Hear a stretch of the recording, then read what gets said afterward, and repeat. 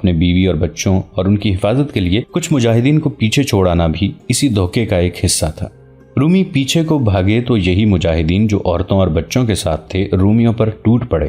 پھر انہوں نے رومیوں کی پسپائی کا راستہ روک لیا۔ ایک اور سالار معاذ بن جبل رضی اللہ عنہ خالد رضی اللہ عنہ کی پہلے سے دی ہوئی ہدایات کے مطابق 500 سوار ساتھ لے کر حمص کے راستے میں آ گئے تاکہ کوئی رومی شہر کی طرف نہ آ سکے۔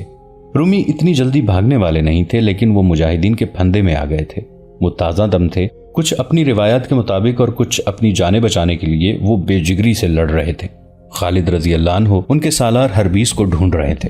ان کی تلوار سے خون ٹپک رہا تھا، ان کے راستے میں جو آتا تھا کٹ جاتا تھا۔ آخر وہ انہیں نظر آ گیا۔ میں ہوں ابن الولید، خالد رضی اللہ عنہ نے للکار کر کہا۔ فارسیوں کا قاتل ابن الولید، رومیوں کا قاتل ابن الولید۔ حربیس نامی گرامی جنگجو تھا۔ وہ خالد رضی اللہ عنہ کے مقابلے کے لیے بڑھا لیکن گھوڑے سے اتر آیا۔ خالد رضی اللہ عنہ بھی گھوڑے سے اترے اور اس کی طرف بڑھے، لیکن ایک رومی دونوں کے درمیان آ گیا۔ 3-4 مورخوں نے یہ واقعہ بیان کیا ہے، لیکن اس رومی کا نام نہیں لکھا۔ اتنا ہی لکھا ہے کہ اس کا جسم پہلوانوں جیسا تھا اور وہ شیر کی طرح گرج کر لڑا کرتا تھا۔ رومی زبان میں وہ شیر کی مانند دھاڑنے والا کے نام سے مشہور تھا۔ تاریخوں میں یہ واقعہ اس طرح آیا ہے کہ یہ رومی اپنے سالار حربیس کو پیچھے ہٹا کر خالد رضی اللہ عنہ کے مقابلے میں آیا۔ 2-3 پینترے دونوں نے بدلے اور خالد رضی اللہ عنہ نے تلوار کا وار کیا۔ تلوار رومی کی آہنی خود پر پڑی، خود اتنی مضبوط اور وار اتنا زوردار تھا کہ خالد رضی اللہ عنہ کی تلوار ٹوٹ گئی۔ ان کے ہاتھ صرف دستہ رہ گیا۔ اب خالد رضی اللہ عنہ خالی ہاتھ تھے اور رومی پہلوان کے ہاتھ میں تلوار تھی۔ خالد رضی اللہ عنہ اپنے محافظوں کی طرف جانے کی کوشش کرتے تھے کہ ان سے تلوار لے لیں، مگر رومی درندوں کی طرح غراتا، دھاڑتا اور خالد رضی اللہ عنہ کے آگے ہو جاتا تھا کہ وہ دوسری تلوار نہ لے سکیں۔ ایک محافظ نے خالد رضی اللہ عنہ کی طرف تلوار پھینکی، لیکن خالد رضی اللہ عنہ سے پہلے رومی تلوار تک پہنچ گیا اور تلوار پرے پھینک دی۔ خالد رضی اللہ عنہ کا بچنا ممکن نظر نہیں آتا تھا۔ رومی نے ان پر تابڑ توڑ وار کرنے شروع کر دیے۔ خالد رضی اللہ عنہ ادھر ادھر ہو کر وار بچاتے رہے۔ رومی نے ایک وار دائیں سے بائیں کو کیا، جسے خالد رضی اللہ عنہ کی گردن یا اس سے ذرا نیچے پڑنا چاہیے تھا، لیکن خالد رضی اللہ عنہ بڑی پھرتی سے بیٹھ گئے۔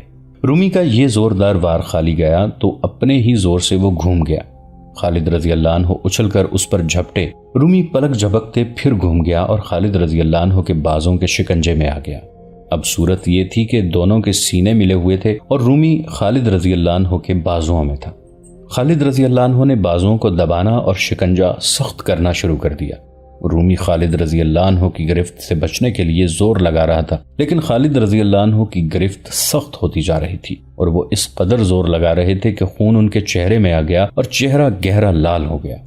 رومی پہلوان کی آنکھیں باہر کو آنے لگیں، اس کی سانسیں رکنے لگیں اور چہرے پر تکلیف کا ایسا تاثر تھا کہ اس کے دانت بجنے لگے۔ مورخ واقدی نے لکھا ہے کہ رومی پہلوان کی پسلیاں ٹوٹنے لگیں۔ رومی اور زیادہ تڑپنے لگا۔ خالد رضی اللہ عنہ اور زیادہ زور سے اپنے بازوں کے شکنجے کو تنگ کرتے گئے۔ رومی کی پسلیاں ٹوٹتی گئیں اور اس کا تڑپنا ختم ہو گیا، حتیٰ کہ اس کا جسم بے جان ہو گیا۔ خالد رضی اللہ عنہ نے اسے چھوڑا تو وہ گر پڑا، وہ مر چکا تھا۔ خالد رضی اللہ عنہ نے اس رومی کی تلوار اٹھا لی اور حربیس کو للکارا، لیکن حربیس اپنے پہلوان کا انجام دیکھ کر وہاں سے کھسک گیا تھا۔ خالد رضی اللہ عنہ نے گھوڑے پر سوار ہو کر رومی پہلوان کی تلوار بلند کر کے لہرائی اور نعرہ لگایا۔ اس مقابلے کے دوران رومیوں کا قتل عام جاری رہا۔ ابو عبیدہ رضی اللہ عنہ کو پتہ چلا کہ خالد رضی اللہ عنہ نے رومی پہلوان کو کس طرح ہلاک کیا ہے تو وہ دوڑے آئے۔ خدا کی قسم ابو سلیمان، ابو عبیدہ رضی اللہ عنہ نے بڑے مسرور لہجے میں کہا، تو نے جو کہا تھا کر دکھایا ہے، تو نے ان کی کمر توڑ دی ہے۔ یہ بات اس طرح ہوئی تھی کہ خالد رضی اللہ عنہ نے جب گزشتہ روز محاصرہ اٹھا کر واپس جانے کی تجویز پیش کی تھی تو ابو عبیدہ رضی اللہ عنہ اور دوسرے سالاروں نے اس تجویز کو پسند نہیں کیا تھا۔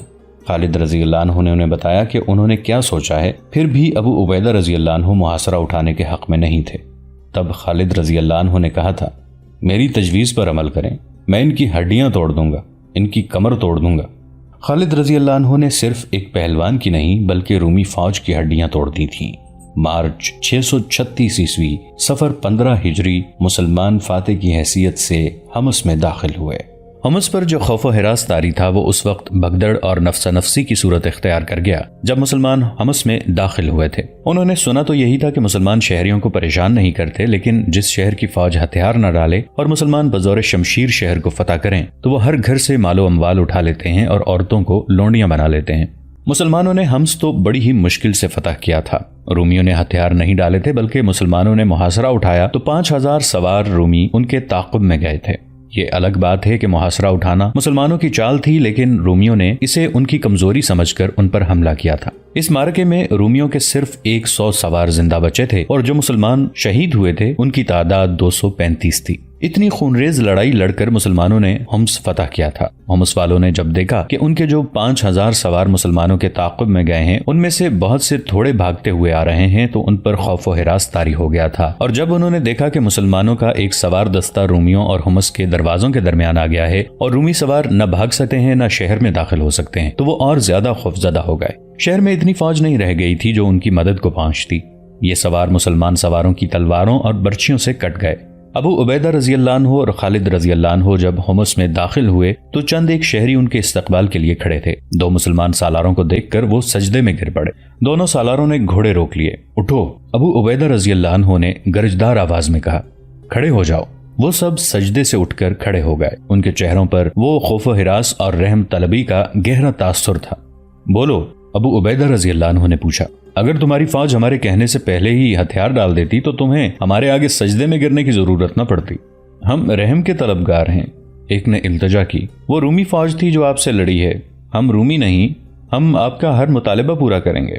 ہم صرف یہ بتانے آئے ہیں کہ سجدہ صرف اللہ کے لیے کیا جاتا ہے اور اللہ کے آگے کیا جاتا ہے۔ ابو عبیدہ رضی اللہ عنہ نے کہا، ہم کسی کو اپنا غلام بنانے نہیں آئے۔ ابو عبیدہ رضی اللہ عنہ کے حکم سے حمص کے لوگوں سے صرف 1 دینار فی کس جزیہ لیا گیا، اور مسلمانوں کی طرف سے اعلان ہوا کہ کوئی شخص شہر چھوڑ کر نہ جائے۔ شہر کے لوگوں کے جان و مال اور عزت و آبرو کی حفاظت کے ذمہ دار مسلمان ہوں گے۔ اس اعلان نے لوگوں کو حیرت میں ڈال دیا۔ بعض اس مسلمانوں کی ایک چال سمجھے، وہ رات بھر اس خوف سے جاگتے رہے کہ مسلمان رات کو ان کے گھروں پر ٹوٹ پڑیں گے، لیکن رات گزر گئی اور کچھ بھی نہ ہوا۔ رومی شہنشاہ ہرقل حمص سے تقریباً 80 میل دور انطاکیہ میں تھا۔ اسے جب خبر ملی کہ حمص بھی ہاتھ سے نکل گیا ہے تو اس کے ہونٹوں پر ہلکا سا تبسم آ گیا، جیسے وہ اسی خبر کا منتظر تھا۔ اس کے سالار، مشیر اور شاہی خاندان کے افراد جانتے تھے کہ ہرقل کا یہ تبسم موت کی مسکراہٹ ہے، اور اس تبسم میں قہر بھرا ہوا ہے۔ کیا تم بتا سکتے ہو کہ عرب کے ان مسلمانوں نے حمص کس طرح لیا ہے؟ ہرقل نے خبر لانے والے سے پوچھا۔ تم سالار تو نہیں، کماندار ہو، جنگ کو سمجھتے ہو، تمہارا نام کیا ہے؟ سب سمجھتا ہوں قیصر روم، خبر لانے والے نے کہا۔ میرا نام سازیرس ہے، ایک جیش کا کماندار ہوں۔ حمص ایک دھوکے نے ہم سے چھینا ہے۔ ہمارے سالاروں کا توقع تھی کہ مسلمان اتنی سردی برداشت نہیں کر سکیں گے اور محاصرہ اٹھا کر چلے جائیں گے۔ انہوں نے سردی کی شدت محاصرے میں گزار دی، اور محاصرہ اس وقت اٹھا کر چلے جب سردی کی شدت گزر گئی تھی اور درختوں کی کونپلیں پھوٹنے لگی تھیں، اور ہمارے سالار اس وقت قلعے میں بیٹھے رہے جب دشمن باہر سردی سے ٹھٹر رہا تھا۔ ہرقل نے کہا، ہمارے سالار دشمن پر اس وقت نہ جھپٹے جب سردی نے ان کی رگوں میں خون منجمد کر دیا تھا۔ پھر کیا ہوا؟ قیصر روم، سازیرس نے کہا، وہ جب کوچ کر گئے تو سالار ہربیس نے 5000 سواروں کے ایک دستے کو حکم دیا کہ مسلمانوں کے تعاقب میں جاؤ اور ان میں سے کوئی ایک بھی زندہ نہ رہے۔ ہم ان کے تعاقب میں گئے، جب ان کے قریب پہنچے تو انہوں نے پلٹ کر ہمیں گھیرے میں لے لیا۔ سازیرس نے ہرقل کو تفصیل سے بتایا کہ مسلمانوں نے انہیں کس طرح گھیرے میں لیا اور ان کے سواروں کو تباہ و برباد کر دیا۔ ہمارا سالار ہربیس کہاں ہے؟ ہرقل نے پوچھا۔ کیا وہ زندہ ہیں؟ سازیرس نے کہا، وہ اس وقت وہاں سے نکل گئے تھے جب مسلمانوں کے سالار خالد بن ولید نے ہمارے پہلوان کو اپنے بازوں میں جکڑ لیا تھا اور پہلوان کی آنکھیں باہر آ گئی تھیں۔ کیا ہمارے پہلوان کو خالد بن الولید نے مار ڈالا ہے؟ ہرقل نے پوچھا۔ سازیرس کچھ دیر ہرقل کے منہ کی طرف دیکھتا رہا، پھر اس نے دائیں بائیں آہستہ آہستہ سر ہلایا۔ مسلمان سالار نے ہمارے پہلوان کو بازو میں دبوچ کر اس کی پسلیاں توڑ ڈالی تھیں، سازیرس نے کہا، اور وہ مر گیا۔ آفرین! ہرقل کے ہونٹوں سے سرگوشی پھیل گئی۔ یہ طاقت جسم کی نہیں۔ وہ اچانک جیسے بیدار ہو گیا ہو، اس نے جاندار آواز میں کہا، میں انہیں کچل دوں گا، انہیں آگے آنے دو۔ اس کی آواز اور زیادہ بلند ہو گئی، انہیں اور آگے آنے دو، اور آگے جہاں سے وہ بھاگ نہیں سکیں گے۔ سالار اعلیٰ ابو عبیدہ رضی اللہ عنہ اور خالد رضی اللہ عنہ اور آگے چلے گئے تھے۔ انہوں نے حمص کے انتظامات کے لیے کچھ نفری وہاں چھوڑ دی تھی۔ حمص سے وہ اپنے دستوں کے ساتھ حمص سے آگے ہما، پھر اس سے آگے شرس تک جا پہنچے تھے۔ وہاں سے انطاکیہ کا فاصلہ 35-40 میل کے درمیان تھا۔ انطاکیہ اہم ترین مقام تھا کیونکہ اسے ہرقل نے اپنا ہیڈ کوارٹر بنا لیا تھا اور وہیں رومیوں کی فوج کا اجتماع اور فوج کی تقسیم ہوتی تھی۔ مسلمانوں نے شرز سے کوچ کیا، تھوڑی ہی دور گئے ہوں گے کہ رومیوں کا ایک قافلہ سا آتا نظر آیا۔ اس کی حفاظت کے لیے رومی فوجیوں کا ایک چھوٹا سا دستہ تھا۔ اس سے ظاہر ہوتا تھا کہ اونٹوں اور گاڑیوں کے اس قافلے میں فوجی سامان جا رہا ہے۔ خالد رضی اللہ عنہ کے اشارے پر مجاہدین نے قافلے کو گھیرے میں لے لیا۔ رومی فوجیوں نے مقابلہ کرنے کی حماقت نہ کی، انہوں نے بتایا کہ یہ فوج کے کھانے پینے کا سامان ہے، اس میں ہتھیار بھی تھے۔ ان سب کو پکڑ لیا گیا اور انہیں تاثر دیا گیا کہ انہیں قتل کر دیا جائے گا۔ ہم نے آپ کا مقابلہ نہیں کیا، اس رومی فوجی قافلے کے کماندار نے جاں بخشی کی التجا کرتے ہوئے کہا۔ ہم رومی نہیں، ہم تو ان کی رعایا ہیں، ہماری آپ کے ساتھ کوئی دشمنی نہیں۔ پھر دوستی کا ثبوت دو، انہیں کہا گیا۔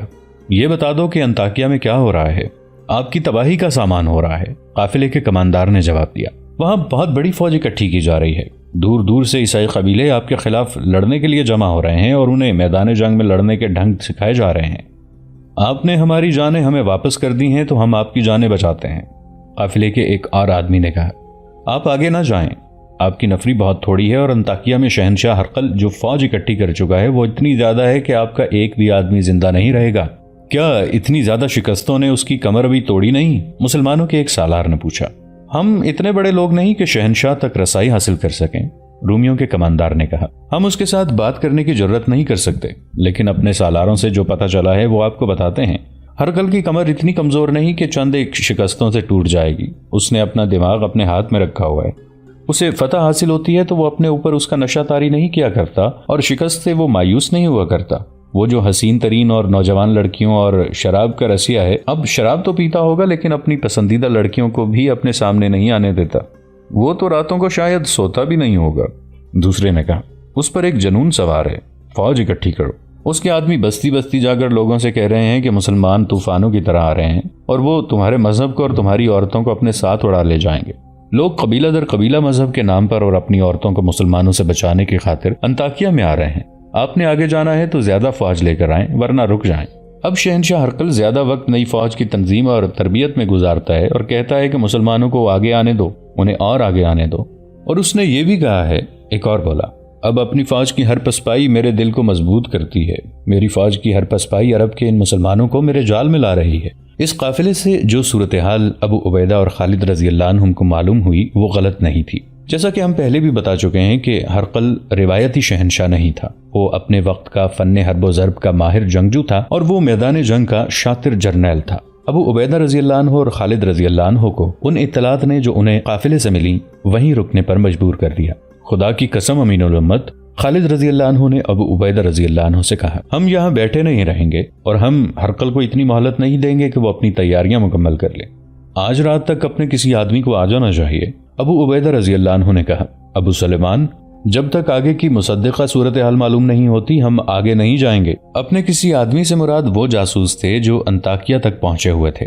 خالد رضی اللہ عنہ نے اپنی سپہ سالاری کے دور میں جاسوسی کے نظام کو باقاعدہ اور منظم کر دیا تھا اور جاسوسوں کو دور دور تک پھیلا دیا تھا۔ مسلمان جاسوس جان کی بازی لگا کر بڑی قیمتی معلومات لے آتے تھے۔ مورخوں کے مطابق ہرقل نے اپنی فوج کی پے در پے شکستوں کی خبر سن کر اس حقیقت کو قبول کر لیا تھا کہ وہ مسلمانوں کو بکھری ہوئی لڑائیوں میں شکست نہیں دے سکتا۔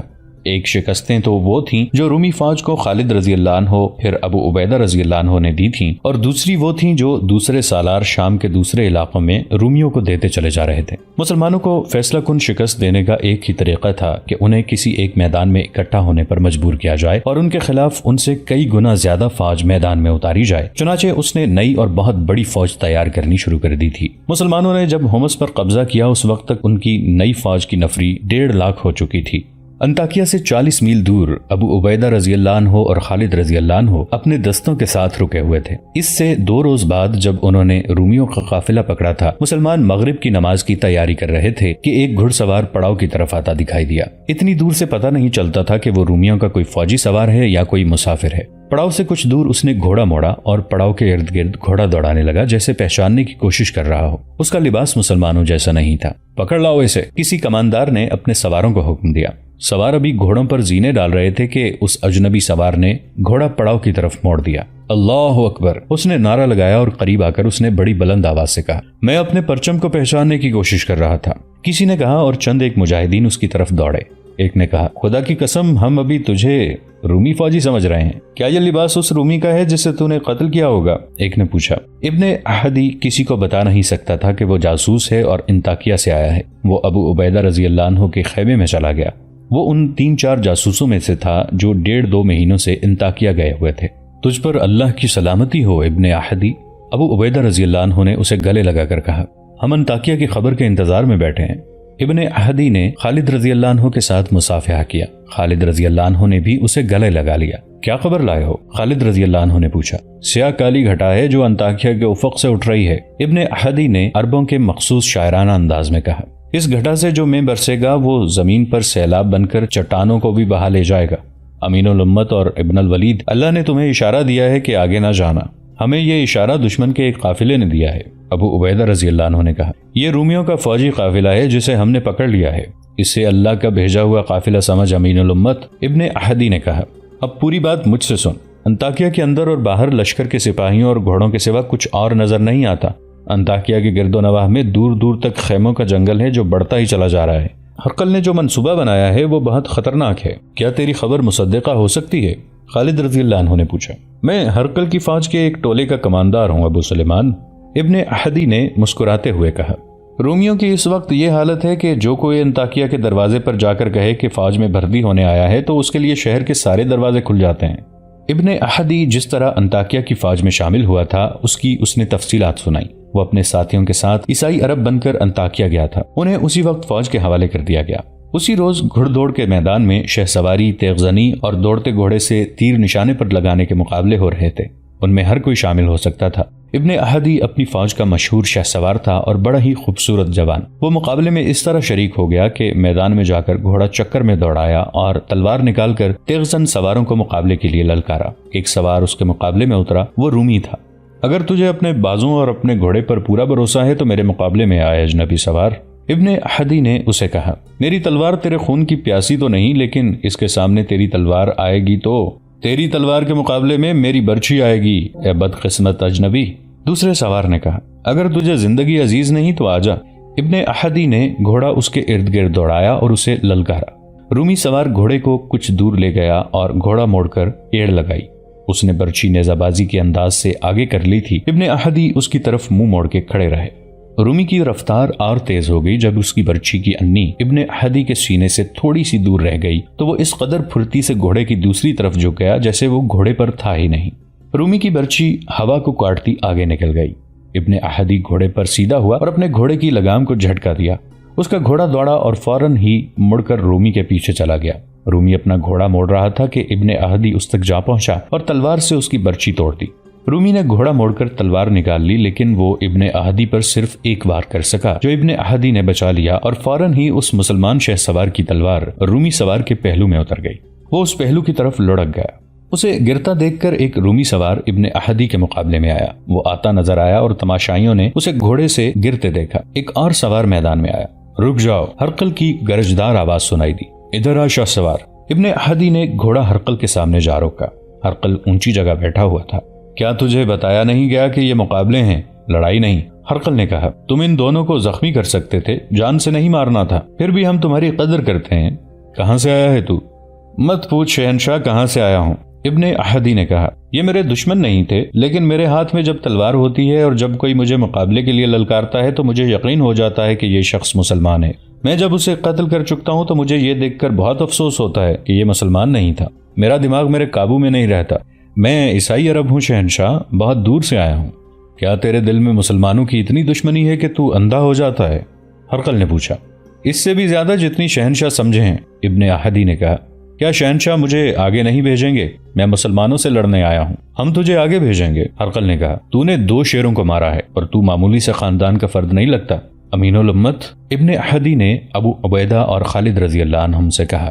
میرا خیال تھا کہ وہ مجھے سپاہی کی حیثیت میں فوج میں رکھ لیں گے، لیکن انہوں نے مجھے 100 سپاہیوں کا کماندار بنا دیا۔ اس طرح میری رسائی سالاروں تک ہو گئی۔ میرے دوسرے ساتھی بھی کسی نہ کسی ایسی جگہ پہنچ گئے ہیں جہاں سے انہیں قیمتی خبریں مل سکتی ہیں۔ ہم سب عیسائی عرب بنے رہے اور آپس میں ملتے رہے۔